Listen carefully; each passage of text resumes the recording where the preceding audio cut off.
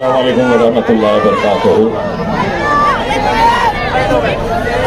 हैदराबाद के हमारे एमएलए, हमारे सीनियर कायद जनाब जाफ़र मिराज साहब मालेगांव में और उत्तर महाराष्ट्र में मजलिस की पहचान हमारे भाई खालिद मलिक साहब, यहाँ के उम्मीदवार जनाब हाजी माजिद साहब, यहाँ पर मौजूद तमाम उम्मीदवार, मजलिस इत्तेहादुल मुस्लिमीन के चाहने वाले बुजुर्गों, नौजवानों, साथियों, जहाँ तक नज़र जा रही है अल्हम्दुलिल्लाह मजलिस इत्तेहादुल मुस्लिमीन से मोहब्बत करने वाले लोगों का सरों का समंदर हम देख रहे हैं। मालेगांव ने हमेशा से ही हमारे कायद बैरिस्टर असदुद्दीन अवैसी साहब के ऊपर यकीन जताया है।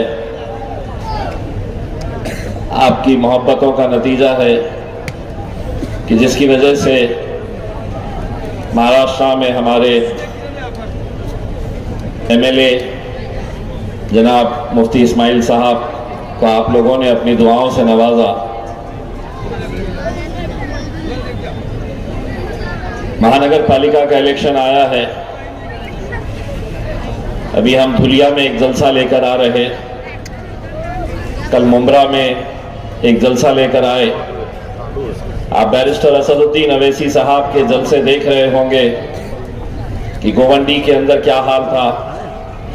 कल अमरावती और अकोला में बहुत ही कामयाब जलसे हुए। नौजवानों की इस हद तक दीवानगी थी कि अकोला में जो नौजवान असद साहब के करीब आना चाह रहे थे, वहां पर पुलिस को लाठी चार्ज करना पड़ा। इतनी दीवानगी असद भाई के लिए हम देख रहे हैं। यकीनन 15 तारीख के दिन आप लोग भी हमें अपनी दुआओं से नवाजेंगे और मजलिस इत्तेहादुल मुस्लिमीन को कामयाब करेंगे। ये पूरा यकीन और पूरा भरोसा लेकर हम आपके बीच में आए हैं। हमें मालूम है कि महानगर पालिका का इलेक्शन भी उतना ही मायने रखता है जितना एक एमएलए और एमपी का इलेक्शन। एमएलए शहर के बारे में फैसले लेता है, सोचता है। एक कॉरपोरेटर अपने इलाके की तरक्की, अपने इलाके के अंदर क्या होना चाहिए, क्या नहीं होना चाहिए, हमारी आम जिंदगी, हर रोज की जो जिंदगी है, उसका सीधा वाबस्ता अगर किसी से होता है तो इस इलाके के कॉरपोरेटर से, अपने अपने इलाकों के कॉरपोरेटर से होता है। हमें खुशी है कि हाजी माजिद साहब ने आपके इलाके के अंदर 2017 से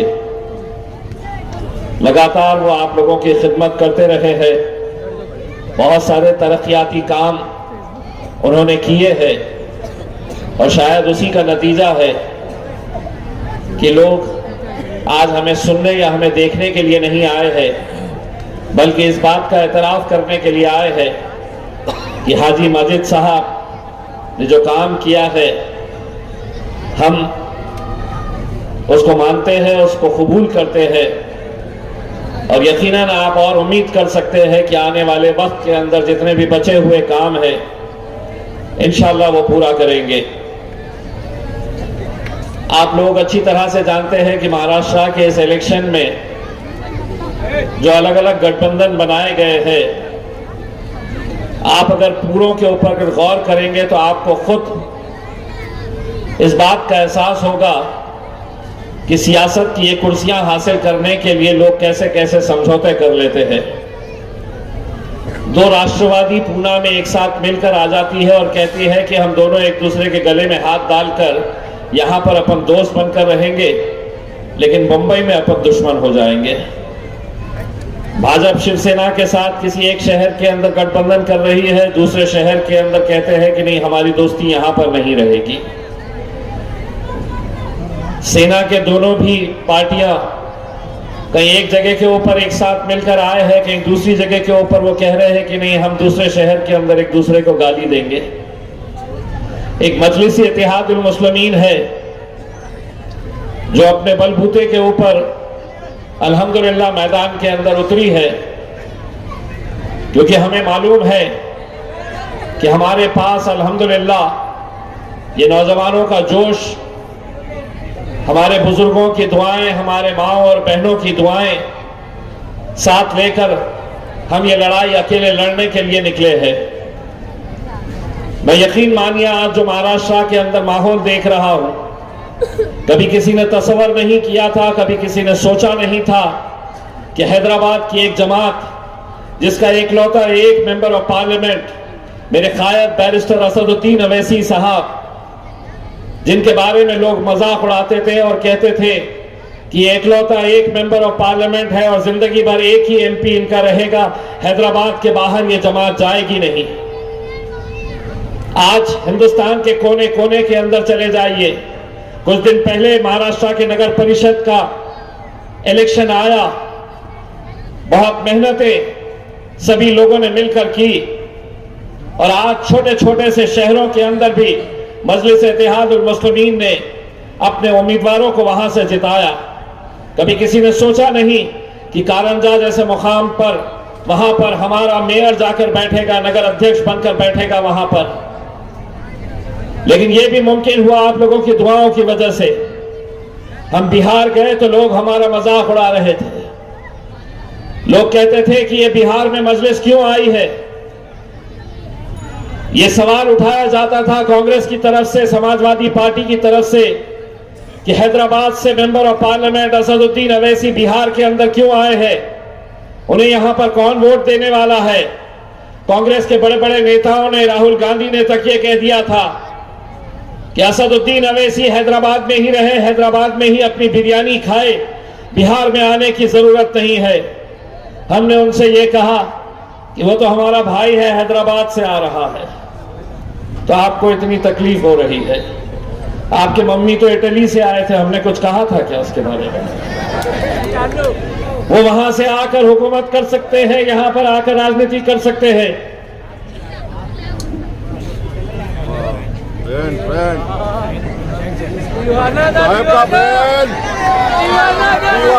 देखिए, मैं ऐसे नौजवानों की बहुत कदर करता हूं। यही वो नौजवान है जिन्होंने मजलिस को आज इस मुकाम तक पहुंचाया है। हम सलाम करते हैं ऐसे नौजवानों का जो दीवानगी और शिद्दत से अपने कायदों से, अपने पार्टी से मोहब्बत करते हैं। तो मेरे भाई, उस वक्त हमने उनसे ये कहा था कि हम नहीं चाहते हैं कि भारतीय जनता पार्टी वहां पर जीते, लेकिन हमारे कोई सुनने के लिए तैयार नहीं था। अकड़ इतनी थी, घमंड इतना था कि कहते थे कि नहीं, मजलिस को यहां पर कोई साथ ही नहीं देगा।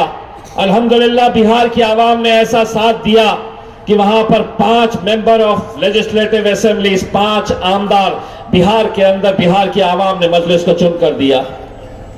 जो कांग्रेस पार्टी हमारे ऊपर उंगलियां उठाती थी, घमंड में इतनी थी, समझ नहीं आ रहा था कि इतनी अकड़ किस बात की है। हमें 5 मिले, उन्हें कितने मिले? तो उन्हें 6, महज 6 सीटें उन्हें, और मजलिस इत्तेहादुल मुस्लिमीन 5 सीटें। अगर हमारी कुछ सीटें महज 300-400 वोट से अगर हम नहीं हारते, हमारा भाई वहां पर आदिल हसन अगर नहीं हारता, तो 6 सीटें कांग्रेस की भी होती और 6 सीटें मजलिस इत्तेहादुल मुस्लिमीन की भी होती। लेकिन हम शुक्रिया अदा करते हैं बिहार की आवाम का, जिन्होंने हमें 5 MLAs वहां पर जिता कर दिए हैं। आज महाराष्ट्र के अंदर तमाम साजिशें ऐसी हो रही है कि जहां जहां पर भी मजलिस खड़ी हुई है, वहां पर पूरी ताकतें एक साथ मिलकर आ रही है। पूरी ताकतें जुट गई है कि मजलिस को कैसे हराया जाए, मजलिस को कैसे कमजोर किया जाए। लेकिन आज अल्हम्दुलिल्लाह इस मुकाम के ऊपर हम पहुंच चुके हैं कि जहां पर आवाम ने तय कर लिया है, मुश्किल ही सही, लेकिन अब यह फैसला कर लिया है आवाम ने, न झुकेंगे न डरेंगे, अगर जुड़ेंगे तो उड़ेंगे। हम आपसे जुड़ने की अपील करने के लिए आए हैं। हम आप लोगों से जुड़ने की इंतजार करने के लिए आए हैं, और इसलिए भी ये इलेक्शन महज कुछ कॉर्पोरेटर्स जीत कर आ जाएंगे इसके लिए नहीं। आज हमारी अपनी क़यादत हम हर उस जगह पे करना चाहते हैं जहां पर इतनी बड़ी तादाद, इतनी बड़ी आवाम हमारी मौजूद है। अगर हम यहां पर अपनी क़यादतों को खड़ी नहीं करेंगे तो फिर कहां खड़े करेंगे मेरे भाई। इसीलिए आज मैं आप लोगों के बीच में आया हूं तो सिर्फ ये इल्तिजा करने के लिए आया हूं कि ऐसे दौर से हम लोग गुजर रहे हैं कि जहां पर हर रोज आप देख रहे हैं कि किस तरीके से हमें निशाना बनाया जा रहा है, कैसे हमारे मस्जिदों को, हमारी दरगाहों को, हमारे इबादत गाहों को, हमारे मदरसों को कैसे निशाना बनाया जा रहा है।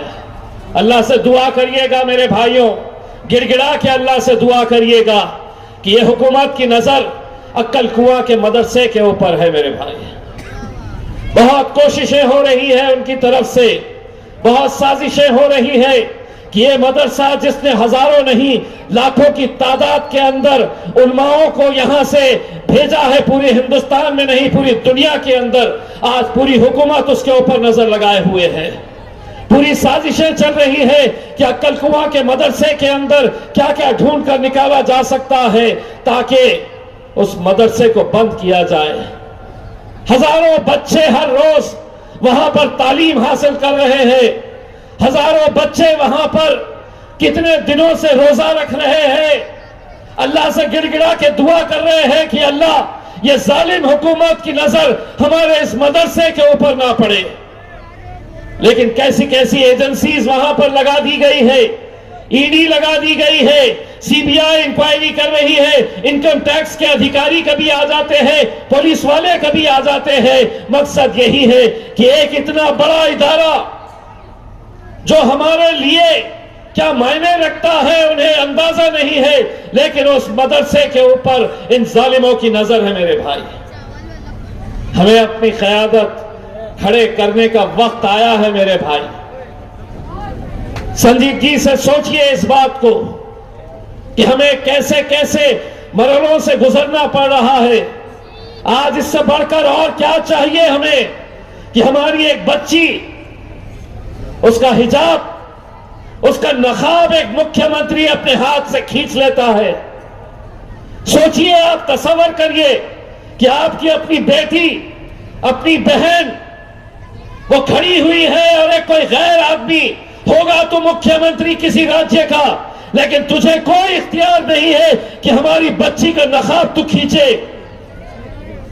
और ये उस हुकूमत का हिस्सा है जिसके वजीर आजम नरेंद्र मोदी चीख चीख कर कहते हैं महिलाओं की सुरक्षा, महिलाओं का सम्मान, और यहां पर उनके प्यादे लाडली बहन बच्चियों से कहते हैं कि ये हमारी लाडली बहन, और तुम हमारी बच्ची का हिजाब, उसका नकाब अपने हाथ से खींच रहे हैं। सोचो उत्तर प्रदेश, बिहार के गुंडों को क्या संदेश गया होगा कि अगर एक मुख्यमंत्री एक बच्ची का नकाब खींच सकता है तो हम तो सड़क चलते हुए किसी भी बच्ची का दुपट्टा, किसी का भी पल्लू खींच सकते हैं, किसी के भी बुरखे के साथ हम छेड़खानी कर सकते हैं। अगर ये बस नहीं हुआ तो उत्तर प्रदेश का एक मंत्री, भारतीय जनता पार्टी का एक मंत्री बयान देता है कि इतना बवाल क्यों कर रहे हो, नकाब ही तो खींचा है। सुनिए, वो मंत्री है, मिनिस्टर है भाजपा की हुकूमत में, वो बयान देता है कि इतना बवाल क्यों कर रहे हैं, नकाब ही तो खींचा है। अगर हाथ इधर उधर चले जाता तो क्या करते। मैं कोई कांग्रेस या राष्ट्रवादी का नेता नहीं हूं, पूरे हिंदुस्तान में अगर उसको किसी अच्छी भाषा जो समझ में आती है उसमें अगर किसी ने जवाब दिया है तो वो जवाब हमने दिया है।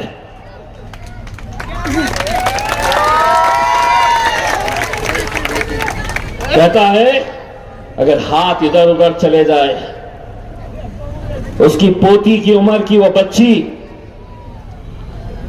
उसके पोती की उम्र की वो बच्ची के बारे में कहता है कि हाथ इधर उधर चले जाए तो आप क्या करेंगे?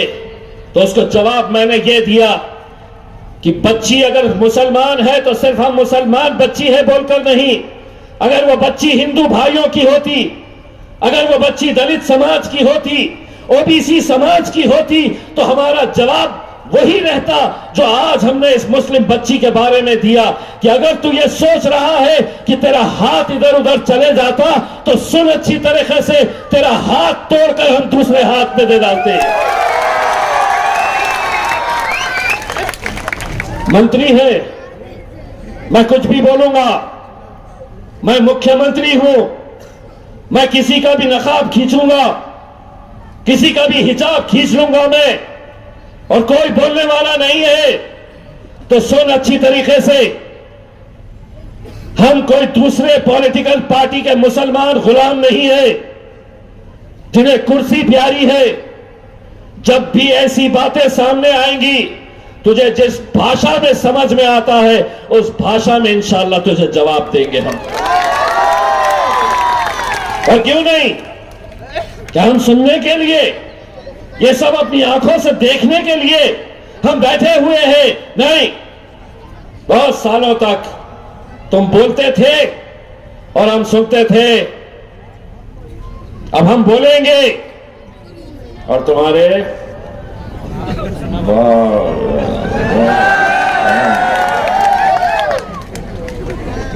देखिए ये जो कैमरे वाले हैं ना, ये बैठे रहते हैं, कुछ तो बोलेगा। ये पुलिस वाले भी है, इंतजार में रहते हैं कि कब लेना इनको अंदर। जब हमने तरीका निकाल लिया है, आधा हम बोलते हैं, आधा पब्लिक बोलती है। लो, आधा हम बोल रहे, आधा ये बोलेंगे। मोदी जी, भाई और बहनों,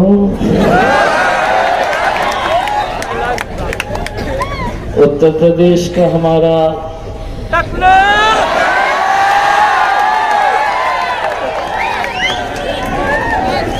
हमने कुछ बोले ही नहीं। हवा से हमारे बाल उड़ रहे तो हमने बाल में देवा भाव अच्छी तरह से सुन लो।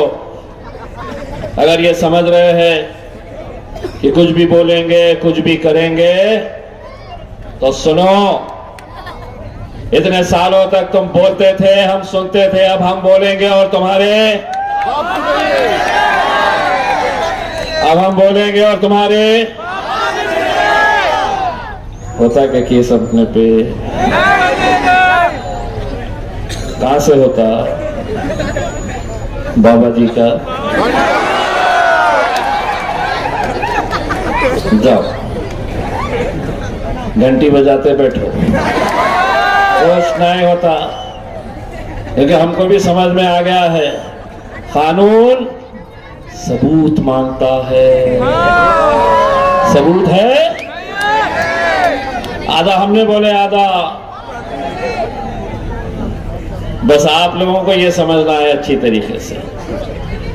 इस दौर के अंदर जो हालात से हम गुजर रहे हैं, इससे बदतर हालात और तसव्वुर मत करिए।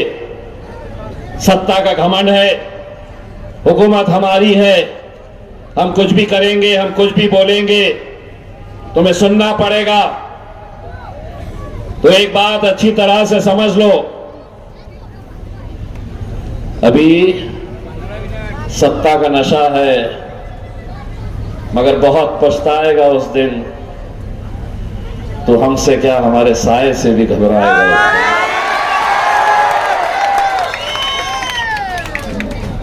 प्रशासन मेरा, गवर्नमेंट मेरी, पुलिस मेरी, मैं कुछ भी करूंगा। तो सुन, अभी सत्ता का नशा है, मगर बहुत पछताएगा उस दिन, तो हमसे क्या हमारे साए से भी घबराएगा उस दिन। जिस दिन हमारे हाथ से छूटेगा सब्र का दामन, तुझे तेरी औकात का पता चल जाएगा उस दिन।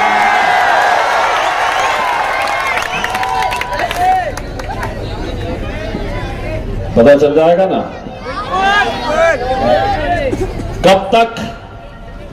कब तक डराओगे? कब तक हमें बोलने से रोकेंगे? अगर बोलने का इख्तियार उनके पास है, मुझसे कहा मीडिया वालों ने आके कि साहब शिवसेना के और भाजपा के नेताओं ने यह मांग की है कि इम्तियाज जलील ने जो उस मंत्री के बारे में बयान दिया है उसके खिलाफ एफआईआर रजिस्टर होनी चाहिए। मैंने कहा, ना मैं एफआईआर से डरता हूं और न सच बोलने से घबराता हूं। अगर एफआईआर करना है तो पहले नीतीश कुमार के ऊपर करो, अगर एफआईआर करना है तो उत्तर प्रदेश के उस मंत्री के ऊपर करो, फिर उसके बाद हम तो है ही ना दूल्हे भाई। 16 है कैसे 17 हो जाएंगे। सच बोलने की कीमत हम चुका रहे हैं। 16 एफआईआर, एक और 17। लेकिन तुम समझेंगे कि साहब एफआईआर का डर दिखाएंगे तो ये खामोश बैठ जाएंगे, ये कुछ बोलेंगे नहीं। ऐसा नहीं होने वाला है, क्योंकि जानते हैं मैं किसको मानता हूं। उस शख्स को मानता हूं जो पार्लियामेंट के अंदर 550 एक तरफ,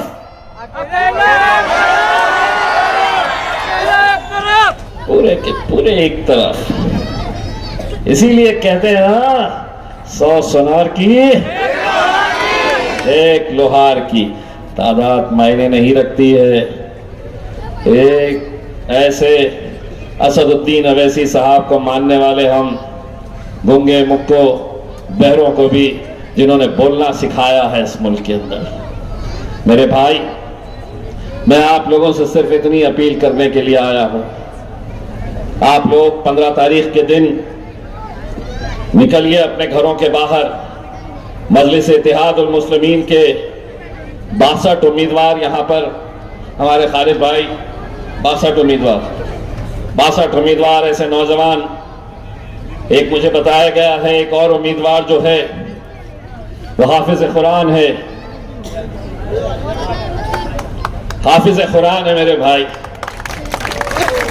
अगर इन्हें नहीं भेजेंगे तो तुम किसे भेजेंगे? किसे भेजेंगे? 2 नंबर का धंधा करने वाले, चरस गांजे का धंधा करने वाले, या सट्टा चलाते? पुलिस वाले साहब उन्हें सट्टा चलाते हैं, उनकी जगह जेल में होनी चाहिए। उन्हें नेता बनकर कॉर्पोरेशन में जाना चाह रहे हैं। उठाओ उनको और डालो वहां पे, जिसकी जो जगह है वो वहां पे उनको भेजना चाहिए। ये भी सोचते होंगे कि इनके नेता कैसे कैसे तैयार हो रहे हैं। कोई सट्टा क्या, रेती भी चुराते,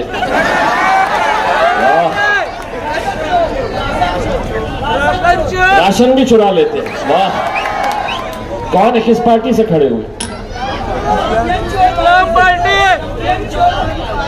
प्रेम चोपड़ा की पार्टी। काम इतने अच्छे। रेती चोर, अनाज चोर, 2 नंबर के धंधे, सट्टा, मटका, क्या बोल रहे चाचा? गोली गोली। जोर से बोलो ना, मैं हूं ना। जमीन, जहां जमीन दिख रही वो भी हड़प। और उसके बाद पार्टी का नाम क्या? अल्लाह, पार्टी का नाम देखिए साहब प्रेम चोपड़ा ने और काम देखिए इनके। कौन चला रहा है ये पार्टी? प्रेम चोपड़ा। अच्छा, जाफर भाई ने जो बोले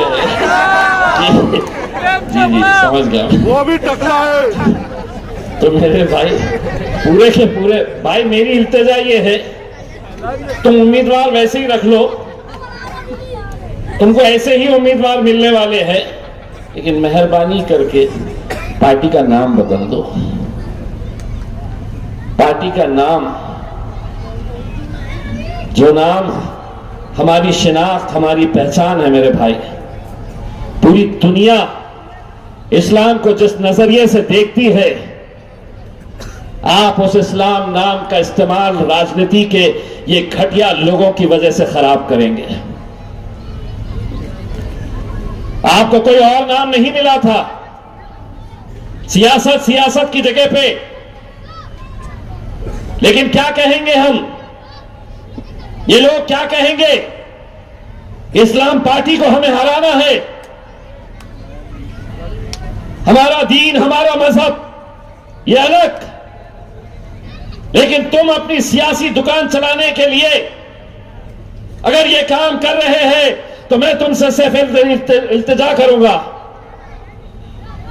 ये चोरों लुचक्कों को लेके जाइए साथ में, अपने कांधे पे बिठाइए, अपने सर पे बिठाइए, लेकिन इस नाम को बदनाम मत होने दीजिए।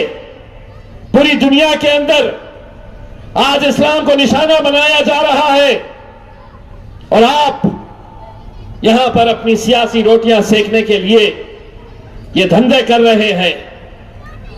मेरे भाई, मैं आप लोगों को सिर्फ यही कहना चाहता हूं, एक ऐसे मुश्किल घड़ी के अंदर हम हैं, एक ऐसा वक्त जहां पर हर कोई हमें निशाना बनाया हुआ है।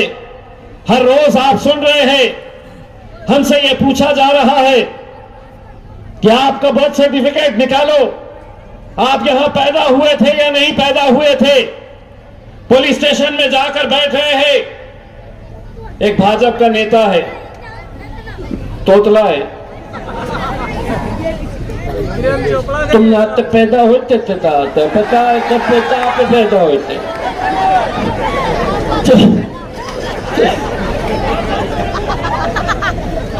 ये मानतों में बुत्तर क्या बोल रहा बे? सीधा बोल, मुंह में से सुपारी निकाल के बात कर। क्या वहां घूम रहा? बोले बहुत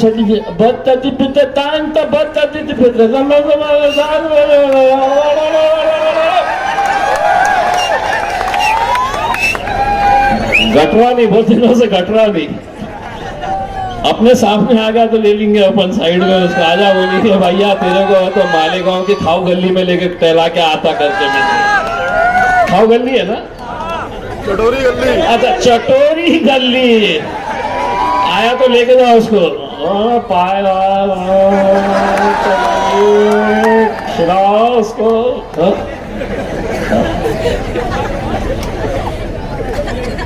एक मोहतरमा है, भाजपा की है, वो भी एक आखिर से ढूंढ के ला रहे कि ये तो मोहतरमा ने अभी कुछ दिन पहले बयान दिए, बोले मुसलमान 19 बच्चे पैदा कर रहे।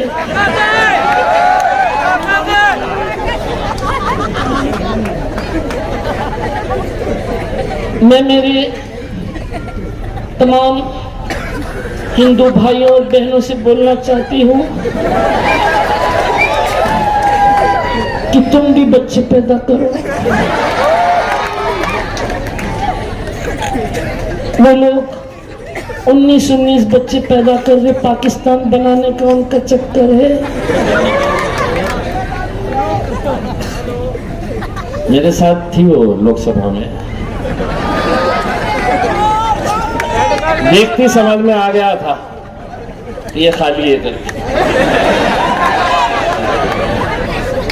क्योंकि जिस तरीके के बयान सुनने को मिल रहे हैं, अब आप सोचिए उनके खुद के दो मैं बोला शुरुआत आप ही कर दो ना, आप ही शुरुआत कर दो। हाँ? और देश के सबसे बड़े नेताओं में गिनती होनी चाहिए कि देखिए हमारी भारतीय जनता पार्टी की एक महिला 19 बच्चे, और किसके है भाई 19 किसके है कि हाथ ऊपर करो, कहां से लेके आई वो? मैं जो दिल में आया, मतलब तुमने दूसरों ने पैदा करना और आपने कुछ नहीं, शुरुआत आप करिए, मोदी जी भी खुश हो जाएंगे। देखो कोई तो लीड कर रहा है, हाँ?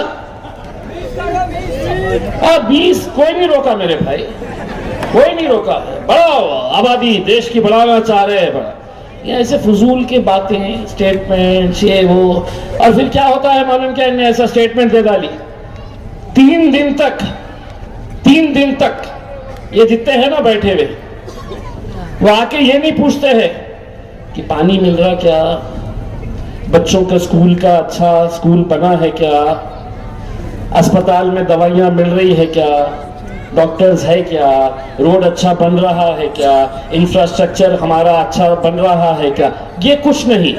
उसने बोल दी तो ये आएंगे हमारे पास, वो मैडम ने बोले हैं कि बच्चे पैदा करना है करके, आपका क्या कहना है? तो 3 दिन तक प्राइम टाइम के ऊपर यही चर्चा होती रहेगी कि बच्चे 19 होना चाहिए या 4 होना चाहिए या 2 होना चाहिए करके। बहुत नाराज हो रहे होंगे, आज बहुत ले रहा हूं तुम लोगों की।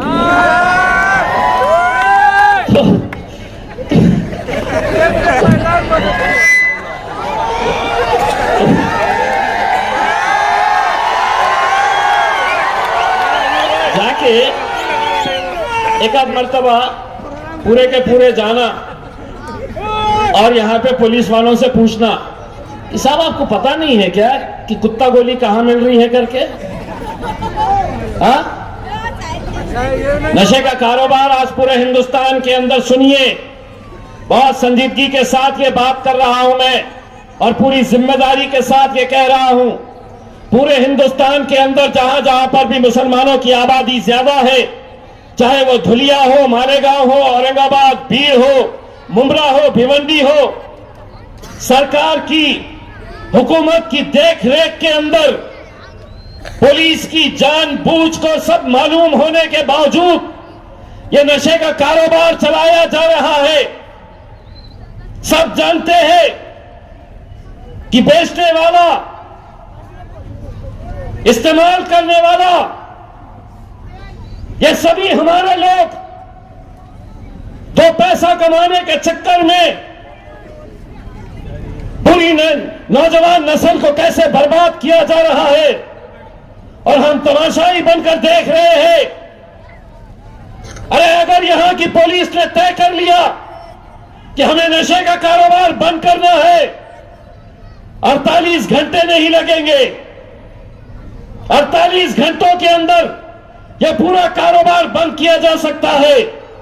लेकिन हुकूमत चाहती है, भाजपा चाहती है, एकनाथ शिंदे चाहता है कि यह नस्ल पूरी की पूरी बर्बाद हो जाए, नशे के अंदर धुत हमारी ताकत खत्म हो जाए। इसीलिए यह सब साजिश खुलेआम चल रही है।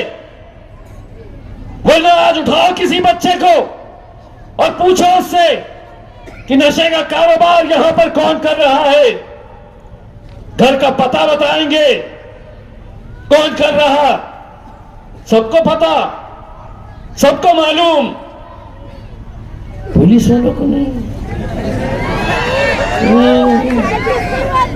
नहीं पता उनको। मेरे भाई, अगर इन मुद्दों को अगर हमें लड़ना है, अगर आने वाली नस्ल को बर्बादी से बचाना है, तो ये ऐसे नुमाइंदों को भेजिए मेरे भाई, ये ऐसे नुमाइंदों को भेजिए जिनकी जिम्मेदारी है कि अपने इलाके के अंदर ये 2 नंबर के धंधे बंद कराए, वरना आज आपको इस जहर का असर क्या होने वाला है, आप इसका अंदाजा नहीं लगा सकते हैं, नहीं लगा सकते हैं आप। लेकिन आने वाले वक्त के अंदर आप देखेंगे कि कैसे, मुझे कोई फर्क नहीं पड़ता है, मेरे घर में थोड़ी आया है, वो दिन इंतजार करिए, वो दिन दूर नहीं है कि मोहल्ले में कोई और इसका इस्तेमाल कर रहा है, आपके घर में भी वो पहुंचने में देर नहीं लगेगी। अगर आज हम इस जहर से नहीं लड़े तो मेरे भाई आने वाला वक्त बहुत मुश्किलों का होने वाला है। आपको मालूम है कि आज इलेक्शन 15 तारीख के दिन है। मजलिस की निशानी क्या है? बोलो क्या है? उड़ाते कैसा है? बैठे बात में। मेरे पास एक मंत्री है औरंगाबाद में, एक नाथ शिंदे साहब का मंत्री है, उसका नाम है संजय सिरसाट। उन्होंने क्या किया है मालूम? इलेक्शन कमीशन को एक शिकायत लिखा, और शिकायत क्या लिखा है कि 14 तारीख को हमारे हिंदू भाइयों का एक बहुत बड़ा त्योहार है, मकर संक्रांति का त्योहार। 14 तारीख के दिन मकर संक्रांति का त्योहार है, और मकर संक्रांति के दिन हमारे हिंदू भाई क्या करते हैं, क्या उड़ाते हैं पता है? तो ये ज्ञानी आदमी एक पत्र लिखा और लिख के इलेक्शन कमीशन के पास गया और ये मांग की कि हमारा त्योहार है, हमको पतंग उड़ाना पड़ता 14 को, इलेक्शन आ रहा 15 को, तो हम उड़ाएंगे 14 को। 15 के दिन लोग देखेंगे इतने सारे पतंग उड़े हुए थे, तो वो जाके पतंग के ऊपर वोट लगाएंगे। तो उन्होंने मांग किया कि ये पतंग निशानी उनके पास से ले ली जाए, एमआईएम को पतंग की निशानी नहीं देना करके। उन्हें लेटर ले जाके दे दिया इलेक्शन कमीशन के पास। इलेक्शन कमिश्नर ने उसको नीचे से ऊपर तक देखा और सोचा ये ज्ञानी लोग कहां से आते हैं, ये ऐसे होशियार लोग कहां से आते हैं, ये कैसे देवा भाव ने और एक नाथ शिंदे ने ढूंढ ढूंढ के ऐसे हीरो को जमा किया है जो ये कह रहा है कि 14 तारीख के दिन पतंग उड़ेगी तो 15 तारीख के दिन लोग जाके, हमारे भी लोग जाके पतंग के ऊपर मोहर लगा देंगे। तो मीडिया वाले आ गए पूछने के लिए, बोले संजय सिरसाट ने बोला है कि पतंग नहीं उड़ाना चाहिए। तो मैं बोला अब क्या क्या रोकेगा मेरे राजा, तेरे हाथ में पंजा है कि नहीं? मेरे हाथ में भी है। तो क्या काट के फेंक डालता 10 दिन के लिए कि इलेक्शन आ रहा है? हा? ऐसा हो सकता है? किसी की निशानी घड़ी है तो घड़ी ही नहीं पहनेंगे, घड़ी की तरफ देखे तो बोले नहीं ये गद्दार है। एक पार्टी की निशानी क्या है मालूम? सूरज। उसका बस चलता तो जाके बोल देता कि नहीं साहब इलेक्शन तक नहीं निकलना चाहिए, बिल्कुल नहीं निकलना चाहिए। मंत्री है साहब, ये हंसने की बात नहीं है, ये मंत्री है। ये हमको मतलब वो इलेक्शन कमीशन के पास गया तो मैं सोचा सीधा भागते हुए जाके नरेंद्र मोदी के पास चल जाऊं। मोदी जी मरना सबको है, मैं भी मरूंगा, वो भी मरेगा, लेकिन जब वो मरेगा तो उसका भेजा निकाल के रखो और दुनिया को दिखाओ कि कैसे कैसे ज्ञानी लोग इस देश के अंदर पैदा हुए थे। आप सोचिए मेरे भाई, अब मैं मालेगांव के पूरे मेरे हिंदू मेरे भाइयों को मैं ये पैगाम दे रहा हूं, माझा हिंदू बांधवांना मकर संक्रांतीच्या हार्दिक हार्दिक शुभेच्छा। 14 तारीख के दिन तुम उड़ाएंगे या नहीं उड़ाएंगे, मकर संक्रांति तो इस बार हम बड़े धूमधाम से मनाएंगे, बड़े धूमधाम से पतंग उड़ाएंगे। और हम ये देखना चाहते हैं कि 14 तारीख के दिन त्योहार बड़ा है या राजनीति बड़ी है। अगर त्योहार बड़ा है तो हाथ में पकड़ना ही पड़ेगा, हमारी उड़ाना पड़ेगा हमारा पतंग। 14 को हम उड़ाएंगे, 15 को तुम बटन दबाएंगे और 16 को इंशाल्लाह हम सब जश्न मनाएंगे। तो है तैयार जश्न मनाने के लिए?